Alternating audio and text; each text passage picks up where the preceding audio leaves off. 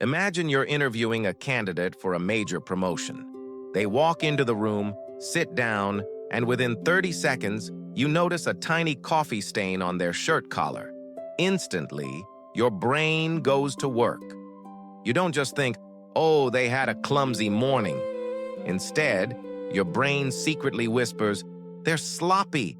They lack attention to detail. They probably can't manage a team if they can't even manage a coffee cup. Just like that, the interview is over before it even started. Every answer they give from that moment on is viewed through a lens of skepticism. You think you're being objective, but you've actually just been blindsided by one of the most destructive mental glitches in human psychology.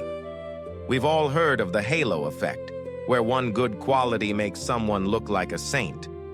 But today, we are unmasking its dark, vindictive twin, the horns effect.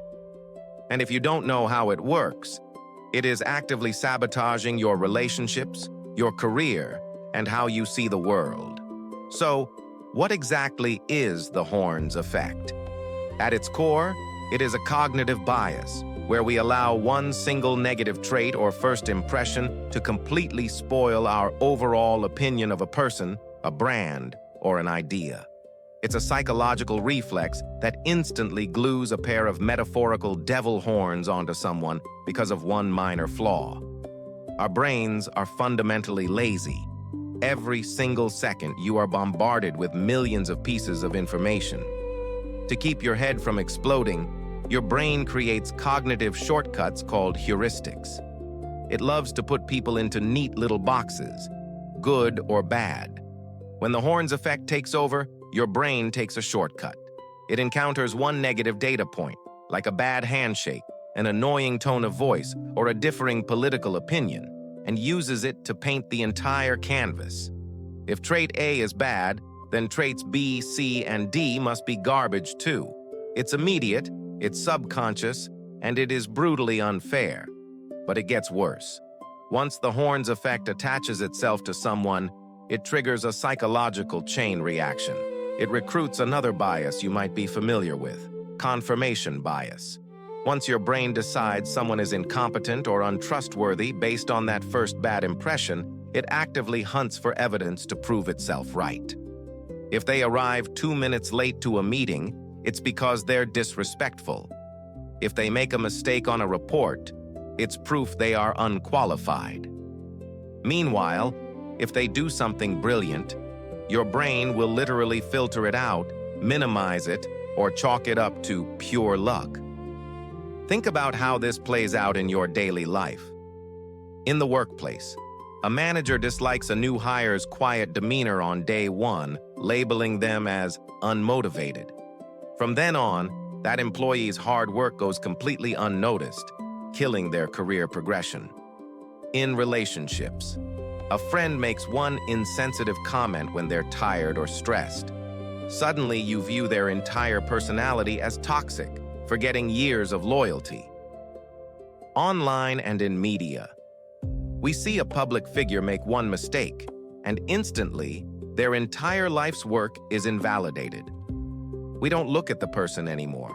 We only look at the horns we gave them. This doesn't just apply to people. Companies and products fall victim to this psychological trap all the time. Have you ever had a single bad experience with a tech brand? Maybe a software update crashed your phone once, or a customer service agent was rude to you. What happened next? You likely swore off the entire brand forever. You told your friends the company is trash, their products are terrible, and anyone who buys from them is crazy. That is the horns effect on a macroeconomic scale. One negative touch point completely erases a track record of premium quality. And in the age of algorithms, this bias is on steroids. Social media feeds thrive on outrage. They know that showing you the horns of a person, a group, or a company keeps you angry, engaged, and scrolling. We are being trained to judge instantly and dismiss permanently. So how do we fight back against a glitch that is hardwired into our biology? How do we take the horns off? It requires a deliberate shift from passive reacting to active thinking. First, practice the 3-second pause. The next time you find yourself instantly irritated by someone or dismissing an idea, stop. Ask yourself, am I judging this entire situation based on one single piece of evidence? Second, separate the behavior from the character.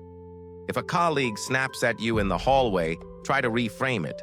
They aren't necessarily a bad person, they might just be having a bad day. Give people the psychological grace you would want if you were the one who spilled coffee on your shirt. Finally, actively look for the counter-argument.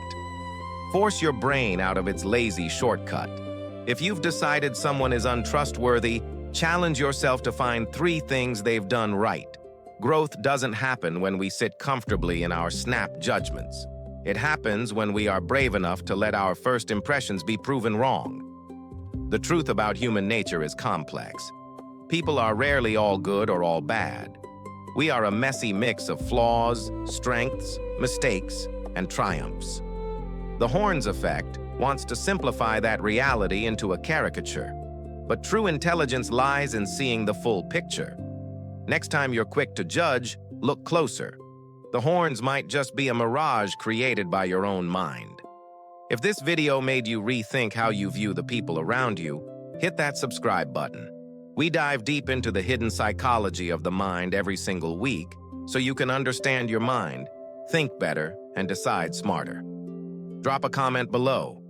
Have you ever been a victim of the Horns effect, or realized you were guilty of using it on someone else? Let's talk about it. Stay sharp.